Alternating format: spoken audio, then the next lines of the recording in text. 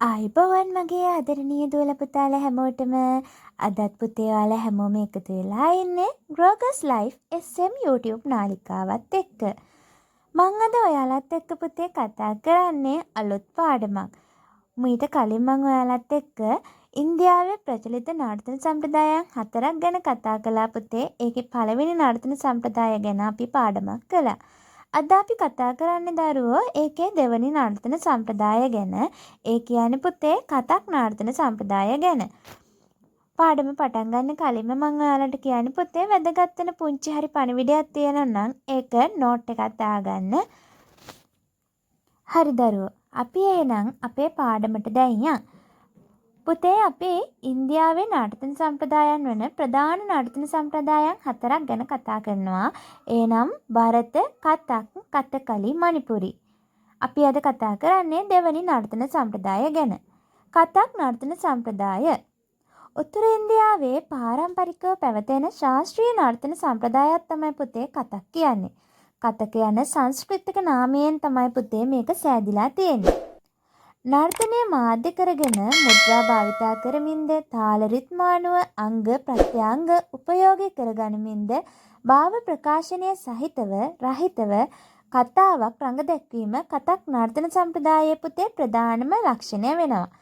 මේක අතීතයේ පුතේ කතාවක් විතරක් වුණත් පසුකාලීනව මෙයට නර්තන අංගය උපයෝගී කරගෙන තියෙනවා. මෙහි නෘත්‍ය නාට්‍ය අංග තුනම පුතේ දක්නට ලැබෙනවා. ඒ වගේමයි පුතේ කතක් නර්තනය මුල් කාලයේදී හින්දු සංස්කෘතිය අක්ෂණ අනුව ගොඩනැගිලා තිබුණට මොගල් අධිරාජ්‍යයෙන් පසු පුතේ මුස්ලිම් ආభాෂයන් ලැබමින් මේක විවිධ විපර්යාස වලට පත් වෙලා තියෙනවා. ඒක පුතේ අපිට ඉස්සරහට තියෙනවා මෙහි රංග වස්ත්‍රාභරණ වලින්ම ඔයාට පැහැදිලි වෙනවා.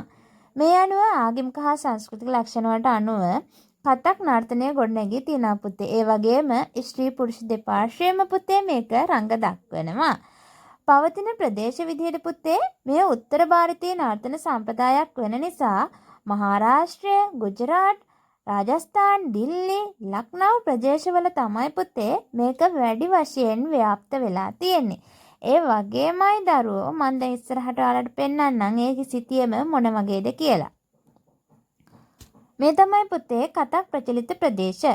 ඒ වගේමයි පුතේ මේක ගරානා. ඒ කියන්නේ කුල 4ක් තියෙනවා. කතක් ගරානා කියලා ගුරුකුල්, ලක්නව් ගරානා, ජයපුර් ගරානා, බෙරානිස් ගරානා හා රායගර් ගරානා විදිහට පුතේ. මේ තමයි ගුරුකුල් 4. ඒ වගේමයි සංගීත සම්ප්‍රදාය උත්තර ಭಾರತೀಯ හින්දුස්තානි සංගීත සම්ප්‍රදාය වෙනවා පුතේ. වාද්‍ය භාණ්ඩ, තබ්ලාව, පක්වා, ශර්පිනාව, සිතාරය, තාම්පූරය, සාරංගිය වැනි වාද්‍ය භාණ්ඩ භාවිතා කරනවා. මේ තියෙන පුතේ රූප සටහන් එක්ක භාවිතා කරන වාද්‍ය භාණ්ඩ ටික.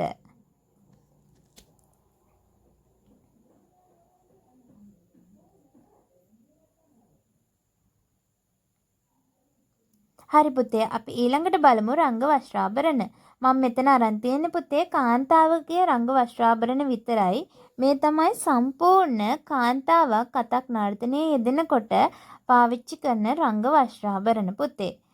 ඒ වගේමයි පුතේ අධ්‍යාපන ආයතන විදියට දිල්ලි කතක් කේන්ද්‍රය, බාත් ખાંડේ විශ්වවිද්‍යාලය තමයි අධ්‍යාපන ආයතන වෙන්නේ. කතක් නර්තන සම්ප්‍රදායේ අංග පුතේ භූමි වන්දනා, ආමත්, සලාම්, බෝල්, පරන්, චක්‍රධාර්, ගත්, එතකොට තත්කාර් මේ විදිහට පුතේ කතක් නර්තන අංග එකිනෙකට පෙළ ගස්සලා තියෙනවා.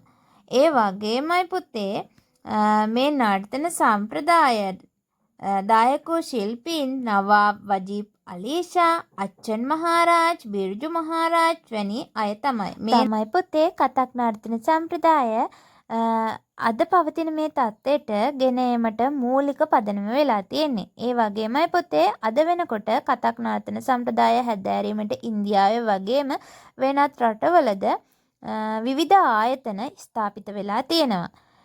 උදාහරණයක් විදිහට පුතේ ලංකාවෙත් මේ වෙන විට කතක් නර්තනය හදාරනවා.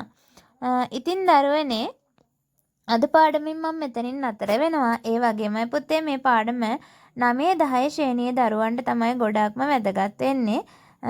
ඉතින් පුතේ ලබන සතියේත් ඔයාලත් එක්ක අලුත් පාඩමකින් එකතු වෙන්න බලාපොරොත්තු වෙන්. අදට මම මෙතනින් සමුගන්නවා. ඔයාලා හැමෝටම තෙරුවන් සරණයි. ගොඩක් ආදරේ පුතේ හැමෝටම.